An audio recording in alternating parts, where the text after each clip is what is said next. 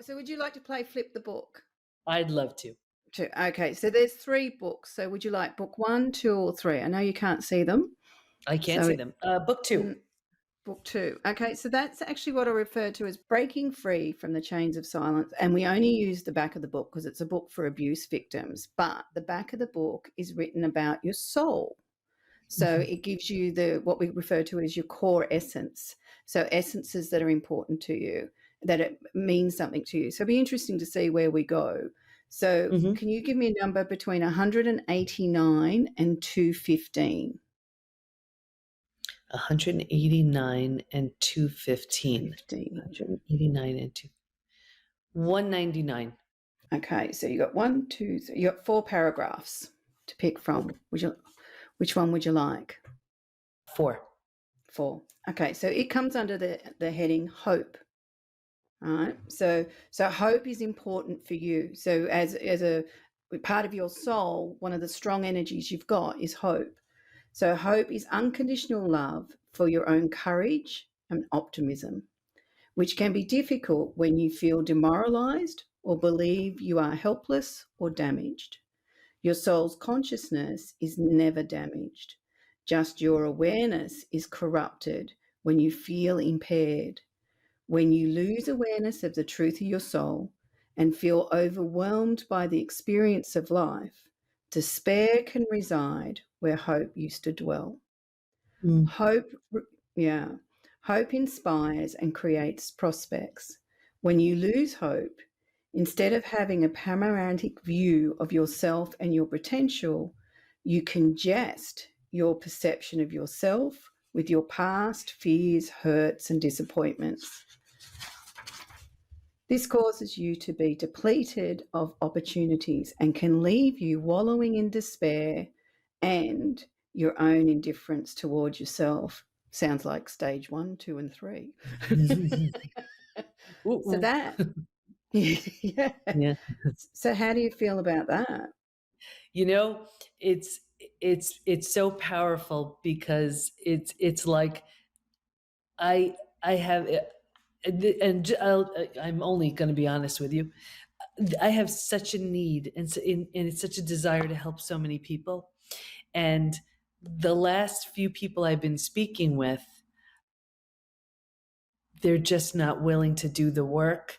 And and I know it's not about me and all that other stuff, but I take it so personally because I know what's waiting for them through the stages. Yeah. And to see them leave a conversation justifying the reason to stay in stage 3. And then I go with that and I just get frustrated and that doesn't help anybody. So you need to hold on to your hope. Yeah. Yeah, because that's your courage. You know, so and it keeps your optimism. It's like I always look at it because I'm a bit full on. Like when you have sessions with me, don't worry, I nurture you through, but you're gonna look at the stuff that you don't want to look at, and that's always hard. It's really hard. And then, so some people, they can be standing in front of you and going, "That was one of the best sessions I've ever had," and then later on, I've heard what they've said when they've gone away from me, and I think that's completely different to what they said. Yeah. And where I come to is that it's that conversation and that the work that we have already done is like the seed. And when they're ready to water it, it may not be with me, but that will take them somewhere that they need to go to grow. So, because I feel that that's what life's about. It's about us having these experiences. I call them reconnaissance, and it'll break us down or it'll throw our worlds upside down, or it doesn't have to be so savage as well. And that gives us the opportunity to look what's stored in our system and what patterns we have that don't serve I refer to it as our soul. So for Beautiful. You, hope is important. So that's what you've worked on. That's what you're showing people when they come near you. Yeah. And that's a gift. Yeah. When you've got someone that, especially when you have had betrayal, if you're not feeling supported, and a lot of people wouldn't, You know what I mean? Like, they're coming to you because they're looking for support because Mhm. there's no support network around them. And it's really interesting. I always refer to it like blood in the water and there's a shark around, is that Mm. I've seen so many people hit those major pockets in life, and then people take that as an opportunity to come at them and to Mhm. offload some resentments that they've had, or to stand there and go, to point the finger, I told you so, I'm right, you're wrong. And it's like they take, that's why I call it, there's blood in the water. They're taking that opportunity. So if there's places where they can go to that they feel supported and nurtured, and not just sort of patted on the shoulder and going, you're all right, okay, here's what we can do, here's a roadmap, all right, start the journey. So Yeah. that's a gift.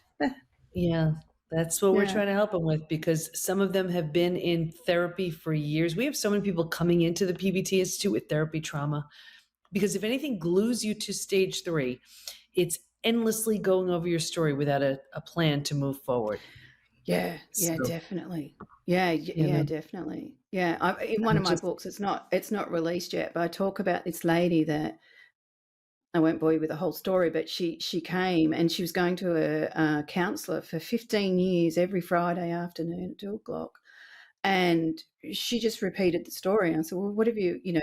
No offense to the counsellor, but what are you doing?" And she just said, "Oh no, I've got to offload it." I was like, "Oh my God, 15 years saying exactly the same thing." yeah. I mean, That's sad for that's someone it. to live Who that wants to way. struggle with betrayal for 15 years? Let get it over. I mean, working with me at the high level, it's 6 months. It's like, what's waiting for you in stage 5? What are you playing around with stage 3 for? So it's just, yeah, when I see people making that choice, knowing that there's an option, I just don't get it. Yeah, it's understanding it. You see, you're coming Yeah, from a point of understanding, and when they're in it, they're in it. So, yeah, exactly. yeah. Thank you very much for being a part of the podcast. I've enjoyed our conversation. Thank you so much.